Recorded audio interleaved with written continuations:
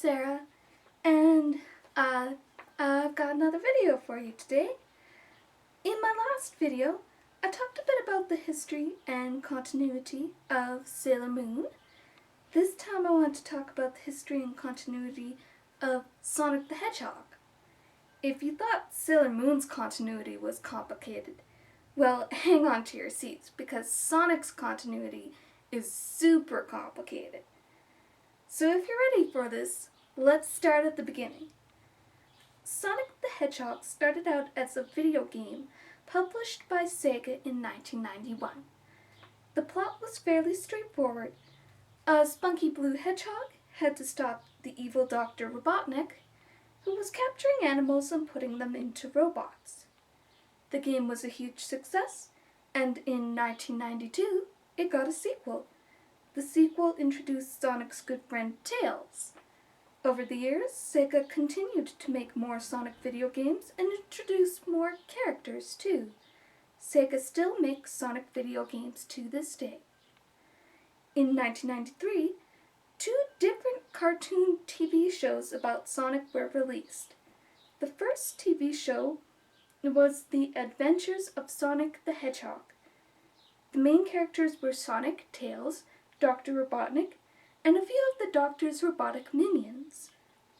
The tone of the show was light-hearted and silly, and the plot was fairly simplistic, with Dr. Robotnik and his minions trying to catch Sonic, but always failing miserably. The second TV show was simply titled Sonic the Hedgehog, but many fans refer to it as Sonic Sat AM, because it aired on Saturday morning. This show included a larger cast of characters, including Sonic, Tails, Sally, Bunny, Antoine, Rotor, Nicole, and Dr. Robotnik, as well as several other minor characters. The tone was fairly dark, and the plot was more complex. Dr. Robotnik had overthrown the rightful king of the land, who happened to be Sally's father, and then Dr. Robotnik started turning all the animals into robots. So Sonic and a small group of his friends retreated to a hideaway in a nearby forest. Sonic and his friends then fight back against Dr. Robotnik to take back their home. In 1993, Archie Comics started to make a comic book series about Sonic, and once again, it was simply titled Sonic the Hedgehog. The plot and the characters were mostly the same as Sonic Sat AM, but over time the writers added more characters and plot lines. This comic book series is so popular it is still running to this day, and now it even has a sister comic book, Sonic Universe. But a few years ago, there was controversy that nearly ended the comic book series altogether. One of the former writers, Ken Penders, got into a legal battle with Archie Comics, and Ken Penders won the legal right to all the characters he had created.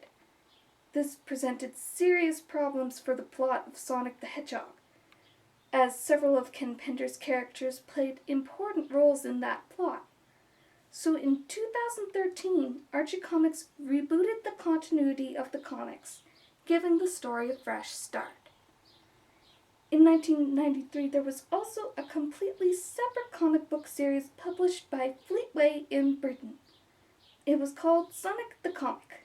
I don't really know much about the plot and characters of this series because it's not available in North America, but from what I understand, the plot was something completely different to the comic book series that Archie produced. After the explosion of Sonic the Hedgehog stories in 1993, there was a few years of calm and quiet. Sonic continuity slowly started to become more solidified. Then there came a time when writers wanted to try something new and experimental with Sonic's story, but on the other hand, they couldn't just throw away the already established storylines. The solution was alternate universes. Sonic Underground premiered in 1999, and it was the first Sonic TV show that officially took place in an alternate universe. In this universe, the hedgehog Queen Alina gives birth to triplets, Sonic, Manic, and Sonia. Everyone is happy, but then Dr. Robotnik takes control of the land and forces Queen Alina to flee with her children. An oracle tells Queen Alina that the Hedgehog family must split up, and then someday the Hedgehogs will reunite to take back the throne.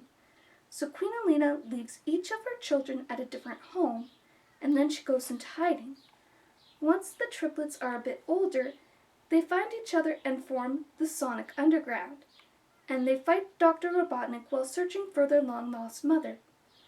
This TV show was not the most popular of the Sonic TV shows.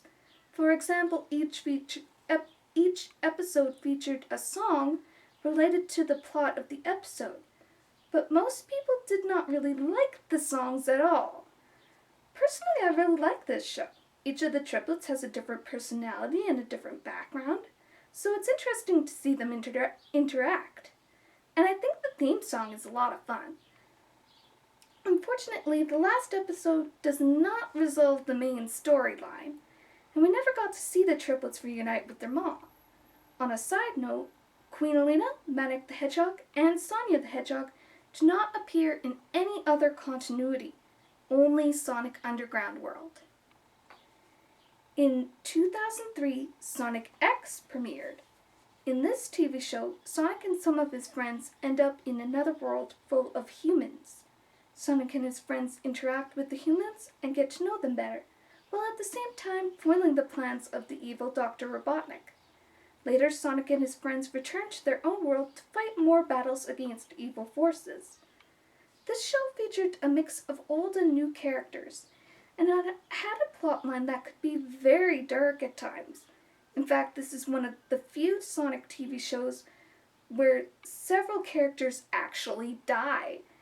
Note that some of the deaths were edited out of the North American version.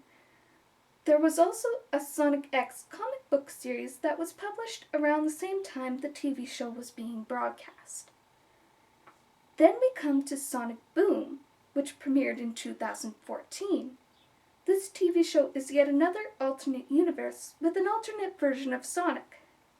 There are also alternate versions of Amy, Tails, and Knuckles, as well as a new character named Styx.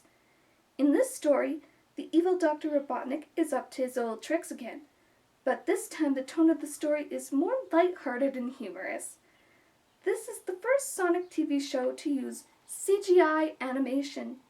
Sonic Boom also has a comic book series and some video games.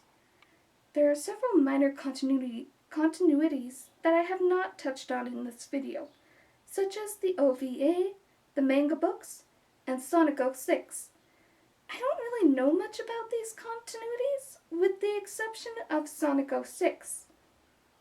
In 2006, Sega released a video game simply titled Sonic the Hedgehog, which many people dubbed Sonic 06. It was intended to be a reboot to the Sonic video game franchise, but due to the game's poor reception, Sega decided not to consider this game canon with any other Sonic games.